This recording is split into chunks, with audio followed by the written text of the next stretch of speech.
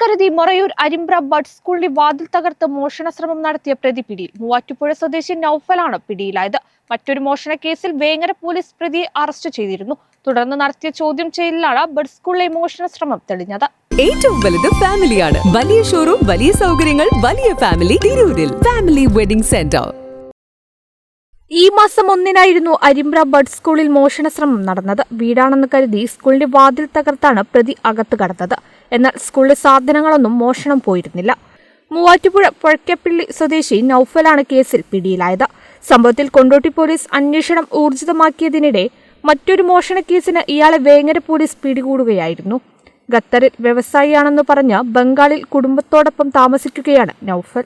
ഇക്കഴിഞ്ഞ ഫെബ്രുവരിയിൽ മോങ്ങത്ത് മോഷണ ശ്രമത്തിനിടെ ഗൃഹനാഥനെ വെട്ടിയ കേസിലും ഇയാൾ കൊണ്ടോട്ടി പോലീസിന്റെ പിടിയിലായിരുന്നു.